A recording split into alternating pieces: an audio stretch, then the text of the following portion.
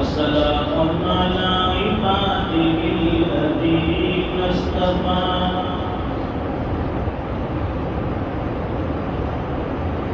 خصوصا على أفضلهم وخاتم النبيين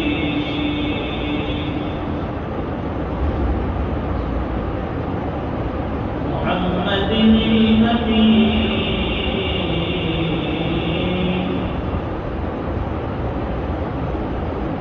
وعلى آله وأصحابه أجمعين.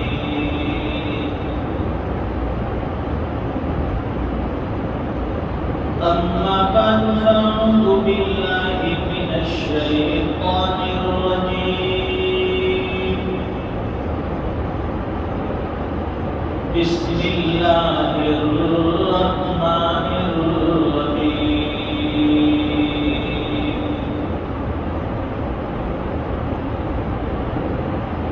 يا أيها الذين آمنوا اتقوا الله حق تقاته ولا تموتن إلا وأنتم مسلمون. صدق الله العظيم. عن أبي موسى الأشعري رضي الله تعالى عنه قال قال رسول الله صلى الله عليه وسلم المسلم من سلم المسلمون من لسانه ويده. صدق رسوله النبي الأمي الحبيب الكريم ونحن على ذلك لمن الشاهدين والشاكرين والحمد لله رب العالمين. اللهم صل على سيدنا ومولانا محمد وعلى آل سيدنا محمد وبارك وسلم. بزرگوں اور دینی بھائیوں،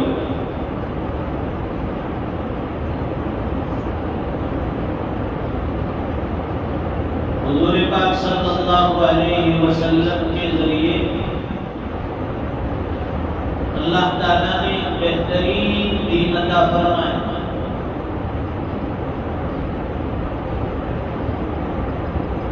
یہ کوئی نیا دین نہیں ہے، بلکہ جب سے دنیا قائم ہے، جب سے اللہ نے اس کائنات کو وجود بخشا، اس وقت سے دین اسلام بھی آباد ہے.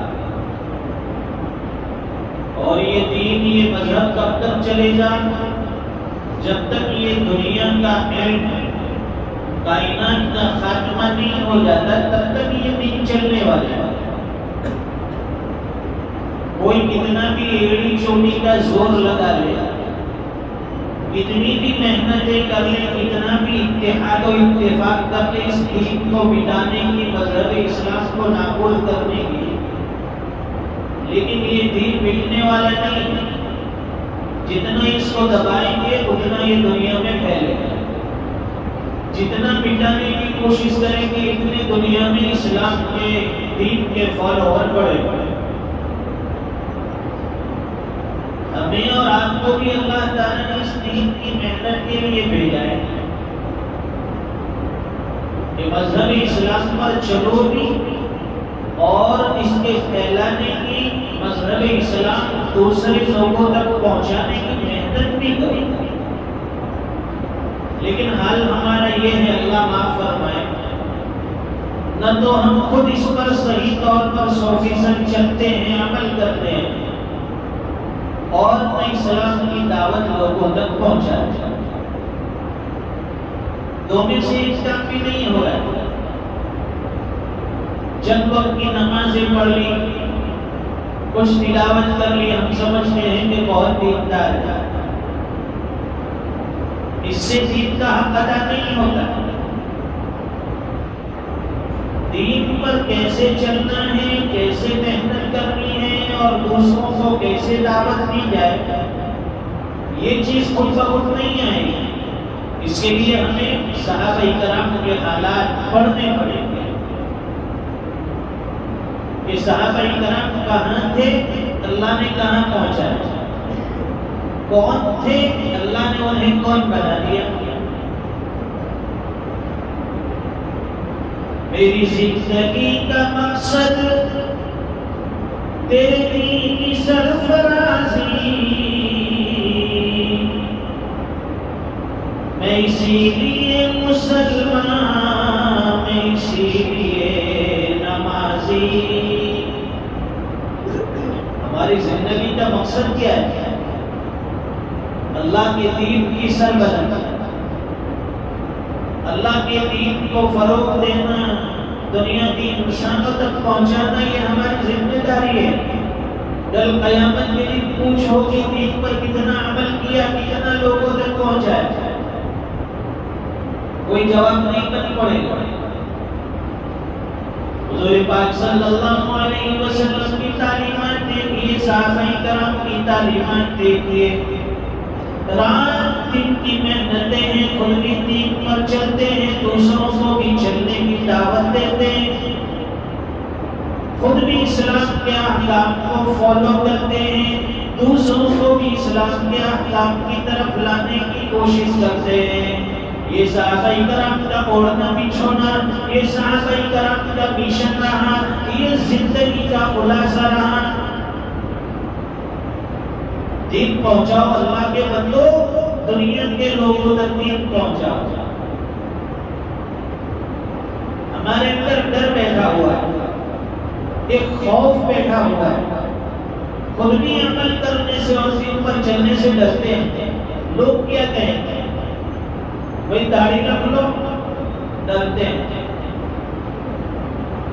کہ لوگ کیا کہیں گے، داڑھی سے لوگ نفرت کرتے ہیں. ارے یہ تو انبیاء کی سنت ہے، ایک مسلمان کی پہچان ہے، انٹرنیشنل لائسنس کہتے ہیں اس کو. پھر اس سے کیا ڈرنا، یہ تو ایک مردی کی پہچان ہے. ورنہ جس کے دونوں کلے صاف ہو تو پھر عورت میں مرد میں کیا فرق لے جاتا ہے. ایک بچہ رات کو دودھ پینے کے لیے اٹھا، چھوٹا سا بچہ تھا، ادھر ادھر ہاتھ مارا اس نے تو باپ کے چہرے کے اوپر ہاتھ گیا، چہرے پر داڑھی نہیں تھی، جا کے باپ کے سینے سے چپک گیا، سمجھا کہ یہی ماں ہے. دیکھیے چہرے پر داڑھی کا نہ ہونا، ایک چھوٹا بچہ سمجھ رہا ہے یہ میری ماں ہے، اس کے سینے سے جا کے لگ گیا. یہ تو پہچان ہے ایمان والے کی، اسلام کی پہچان ہے. اس کو بڑھاؤ، سرکاری گھاس کہلاتی ہے، اس کو چھیڑنا منع ہے. بے جھجک اس کو کاٹ دیتے ہیں، بے جھجک منڈوا دیتے ہیں، کوئی خوف نہیں، کوئی ڈر نہیں کہ اللہ کو منہ دکھانا ہے. پچھلے جمعہ حضور پاک صلی اللہ علیہ وسلم کی جو مبارک حدیث بیان کی، اس پر گفتگو چل رہی تھی کہ بھائی ہم کس طرح سے لوگوں کو تکلیف پہنچاتے ہیں، لوگوں کو ایذا پہنچاتے ہیں. اس میں ایک بات یہ کہی تھی کہ موبائل فون کے ذریعے، ٹیلی فون کے ذریعے لوگوں کو تکلیف پہنچانا، لمبی گفتگو، لمبی باتیں، اس سے بھی منع کیا گیا.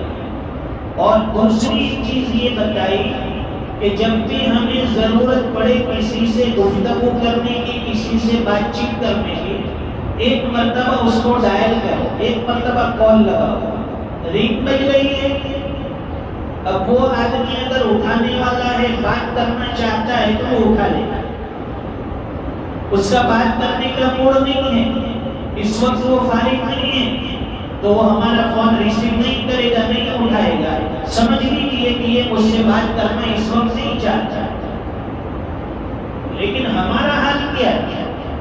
ایک مرتبہ ڈائل کیا ریل جا رہی ہے نہیں اٹھایا، دوسری مرتبہ، تیسری مرتبہ، 10 مرتبہ مس کال اس کو دے، یہ بھی ایذائے مسلم ہے، یہ بھی ہمارے عمل سے کسی کو تکلیف دینے میں داخل ہے۔ وہ بات کرنا نہیں چاہتا، ہمارا فون نہیں اٹھاتا ہے، پھر کیوں بار بار اسے فون کر کے پریشان کرتے ہیں؟ کسی کو ذاتی تکلیف دینا یہ بھی شریعت نے گوارا نہیں کیا۔ ہمارے اس عمل سے سامنے والا آدمی تشویش میں، فون اٹھاؤں یا نہ اٹھاؤں؟ اگر اٹھا لوں گا یہ لمبی بات کرے گا، اگر اٹھا لوں گا یہ عراق دوران کی بات کرے گا، 2-4 کڑوی کسے سنائے گا، وہ نہیں اٹھاتا ہے۔ پھر بھی ہم بار بار اس کو پریشان کرتے ہیں۔ فرمائے کہ تمہارے اس عمل سے سامنے والے کو، ایک مسلمان کو تکلیف پہنچ رہی ہے، شریعت میں یہ بھی گناہ ہے۔ ہم لوگ مسجد میں آئے، اب مسجد میں جہاں چپل رکھنے کے اسٹینڈ ہو تو سب سے پہلے اس میں چپل رکھی جائے ترتیب سے، اگر نہیں ہے تو جہاں جہاں چپل رکھنے کی ترتیب ہے وہاں چپل رکھی جائے، ایک لائن سے ترتیب بنا کر۔ لیکن حال یہ ہے کہ کوئی گیٹ پر چپل چھوڑ رہا ہے، کوئی تو گیٹ سے بھی باہر چھوڑ رہا ہے، کوئی ادھر کر رہا ہے، کوئی ادھر کر رہا ہے۔ اور دوسرا ہمارا عمل کیا ہوتا ہے کہ ہم ایک ہی جگہ پر چپل رکھتے ہیں ہر مرتبہ۔ مسجد میں آئے، ہم نے دیکھا کہ ہماری اس جگہ پر کسی اور کی چپل رکھی ہوئی ہے، ہم پیر سے اس کو ہٹائے اور اس جگہ پر اپنی چپل رکھے۔ وہ بعد میں آنے والا جانے والا آدمی دیکھے گا میری چپل یہاں رکھی تھی، کہاں گئی؟ اب وہ ڈھونڈنے میں لگا ہے، کافی دیر کے بعد اسے جستجو تلاش کے بعد اس کی چپل ملی۔ ہمارے اس عمل سے اس کو تکلیف پہنچی، یہ بھی ایذائے مسلم ہے، یہ بھی گناہ کا کام ہے۔ ایسا نہ کیجیے، شریعت میں ترتیب بتائی ہے۔ حضور پاک صلی اللہ علیہ وسلم رات کو تہجد کے لیے بیدار ہوتے تھے، جو بتایا تھا کہ حضور کے اوپر تہجد فرض تھی۔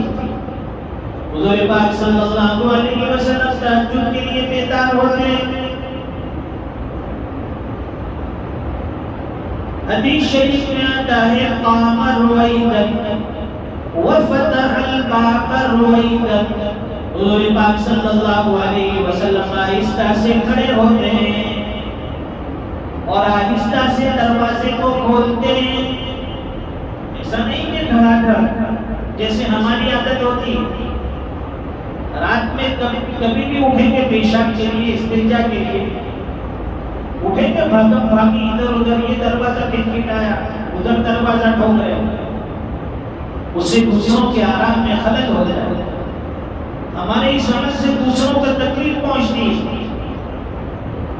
تو حضور پاک صلی اللہ علیہ وسلم آہستہ اٹھتے اور پھر آہستہ سے دروازہ کھولتے تھے، اس لیے کہ میرے اس عمل کی وجہ سے کہیں سیدہ عائشہ صدیقہ رضی اللہ تعالیٰ عنہا کہ آپ آرام میں خلل نہ آئے، آپ کو اذیت تکلیف تو آپ کی بیوی ہے، اگر تھوڑی تکلیف پہنچ بھی گئی برداشت کر لیں گی، لیکن نہیں، ہم تو کسی کا خیال نہیں کرتے کسی کو تکلیف پہنچے یا نہ پہنچے،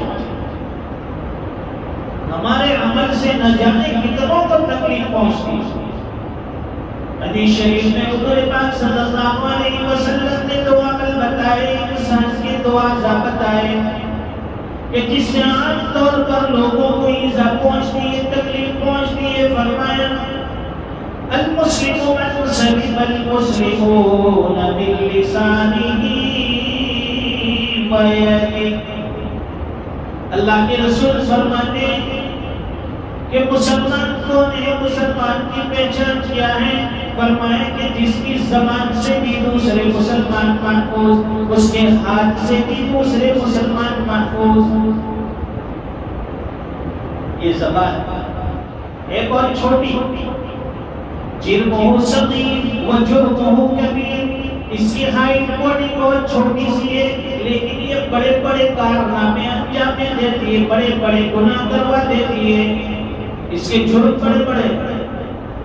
اس لیے حدیث شریف میں حضور پاک صلی اللہ علیہ وسلم نے فرمایا کہ قیامت کے دن سب سے زیادہ جہنم میں اودے کو گرانے والی کوئی چیز ہے تو وہ زبان ہے۔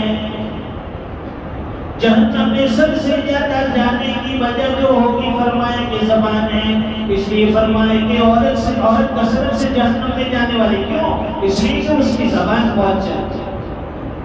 ہماری زبان بھی دن بھر کینچیوں کی طرح چلتی ہے، کسی کو نہیں چھوڑتے، امام صاحب ہو، مؤذن صاحب ہو، عالم ہو، مفتی ہو، سب کے پیچھے لگ جاتے ہیں کہ کینچی لے چلے، اس کا ایسا ہے، اس کا ایسا ہے، یہ فلاں جگہ گیا ہے، فلاں کرتا ہے، یہ کھاتا ہے، وہ کماتا ہے، یہ لاتا ہے، وہ بھائی کمر میں ہم سے سوال نہیں ہوگا کہ وہ عالم کہاں گیا، وہ مؤذن صاحب کہاں گئے، وہ مؤذن صاحب کھنچا لے کر آئے کہ نہیں آئے، وہ کھانا کہاں سے ہوگا، ہم سے اس کا سوال نہیں ہوگا۔ لیکن زبان ایسی چیز ہے اس کے ذریعے ہم کسی کو بخشتے نہیں ہیں، سب کو ایک ساتھ دے دیتے ہیں۔ اس لیے فرمایا کہ گناہ اتنے کرو جتنی سزا بھگتنے کی ہمارے اندر طاقت ہے، اتنے گناہ کرو کہ مرنے کے بعد بڑی سزا ہم بھگت سکیں گے۔ اس لیے تو حدیث شریف بتائی کہ قیامت کے دن سب سے زیادہ جہنم میں اودے کو گرانے والی چیز زبان ہے۔ اس کے عمل کی وجہ سے بہت سے لوگ جہنم میں جائیں گے۔ یہ زبان بڑی خطرناک چیز ہے، اس لیے فرمایا کہ اس کو سوچ کر استعمال کریں، پہلے تولو پھر بولو۔ اصول بتایا زبان کے استعمال کا، پہلے تولو پھر بولو۔ ہماری عادت یہ ہے کہ پہلے دھڑا دھڑ بول دیتے ہیں پھر سوچتے ہیں کہ ہم نے کیا کہا، یہ کیا ہو گیا۔ اور جو اللہ والے ہوتے ہیں، جو دیندار لوگ ہوتے ہیں، وہ سوچتے ہیں اور سوچ سوچ کر بولتے ہیں، دھڑا دھڑ بولنے کی عادت اتنی نہیں ہوتی۔ ہم اپنی زبان کے لپیٹ سے سب کو لے لیتے ہیں، اور غیبت آج دنیا میں اتنی عام ہو گئی، اتنی عام ہو گئی۔ پہلے تو یہ سننے میں آتا تھا کہ زیادہ تر غیبتیں عورتیں کرتی ہیں، کہ چار چوٹیاں ساتھ میں ہوئی، دوسروں کی، تیسروں کی، چوتھوں کی بات شروع۔ لیکن موجودہ زمانے میں مرد بھی غیبت کے معاملے میں عورتوں سے پیچھے نہیں ہے۔ ہماری مجلسوں میں، ہماری بیٹھکوں پر جہاں جوان بیٹھتے ہیں، عام مرد بیٹھتے ہیں، وہاں کیا ہوتا ہے؟ یہی غیبتیں ہوتی ہیں۔ آج وہ فلاں یہ کیا، اس نے، اس کے گھر میں یوں ہوا، اس کے بچوں نے یوں کیا، وہ یہاں سے پیسے لایا، وہ وہاں سے یہ گاڑی لایا۔ اس کا سوال نہیں ہوتا ہمیں قیامت کے دن۔ وَلَا يَغْتَبْ بَعْضُكُمْ بَعْضًا، قرآن کریم صراحتاً منع کرتا ہے ایک دوسرے کی غیبت مت کرو، ایک دوسرے کی برائی مت کرو۔ لیکن ہماری عادت بنی، کوئی محفل، کوئی مجلس خالی نہیں ہے غیبت کی۔ ہم نے اس کو اڑنا بچھونا کرنا چاہیے۔ تو زبان کے گناہ بڑے بڑے، اس زبان کے عمل سے بچاؤ۔ زبان سے لوگوں کو تکلیف پہنچتی ہے، کسی کو کوئی بات ایسی کہی، اگرچہ آپ نے ظرافت میں، ہنسی مذاق میں کہی، لیکن سامنے والے کے دل پر ٹھیس پہنچی، اس کے دل کو تکلیف پہنچی، یہ کبیرہ گناہ ہے، ایذاء مسلم۔ اس لیے سب سے زیادہ زبان کی حفاظت۔ حضرت ابو بکر صدیق رضی اللہ تعالیٰ عنہ اپنی زبان پکڑتے تھے اور فرماتے تھے کہ اگر تو دن بھر صحیح چلی تو پوری باڈی صحیح چلی، اگر تو غلط جگہ گئی تو جرم تو کرے گی، اور قیامت کے دن سزا پوری باڈی کو، پورے جسم کو بھگتنی پڑے گی۔ جرم یہ کرتی ہے اور 32 دانتوں کے بیچ میں چھپ جاتی ہے، اور پٹائی پورے بدن کی ہوتی ہے، ایسا جرم کرتی ہے۔ اور دوسری چیز فرمائی کہ ہاتھوں کا عمل، ہاتھ کا عمل، کسی کو مار دیا، اس سے بھی تکلیف ہوئی، کسی غیر محرم کی طرف ناجائز طور پر ہاتھ بڑھایا، اس سے بھی تکلیف پہنچتی۔ یا ہم نے کوئی چیز جیسے کہ مسجد کا لوٹا ہے، ہم نے باتھ روم سے، بیت الخلا سے نکال کر دوسری جگہ رکھ دیا، جانے والے کو تلاش کرنا پڑے گا، ڈھونڈنا پڑے گا، ہماری اس عمل سے تکلیف ہوئی۔ مسجد کا تولیہ ہے، وہ ہم نے کسی جگہ رکھ دیا، وضو کرنے کے بعد لوگوں کو تلاش کرنا پڑا، نہیں ملا، ہمارے عمل سے لوگوں کو تکلیف. یہی چیزیں گھروں میں جب عام استعمال کی چیز ہوتی ہے، جیسے گھر میں ہماری سر میں تیل ڈالنے کی بوتل ہے، ایک جگہ پر رکھی جاتی ہے، ہم نے وہ دوسری جگہ رکھا ہے. اب جو گھر میں استعمال کرنے کے لیے لوگ تلاش کریں گے، گھر کے لوگ تکلیف ہوگی، نہیں ملے گی. ہمارے اس عمل سے ان کو تکلیف ہوگی. کنگھی ہے ایک جگہ رکھتے ہیں، آپ نے دوسری جگہ اٹھا کر رکھ دی، نہیں ملی، تکلیف ہوئی گھر والوں کو. فرماتے ہیں کہ یہ ہاتھ کے عمل اور زبان کے عمل سے خود بھی بچو اور دوسروں کو بھی بچاؤ. اللہ تعالیٰ ہمیں عمل کی توفیق عطا فرمائے. زبان کے گناہ سے اور ہاتھوں کے گناہ سے اللہ تعالیٰ ہماری پوری حفاظت فرمائے. وآخر دعوانا الحمدللہ.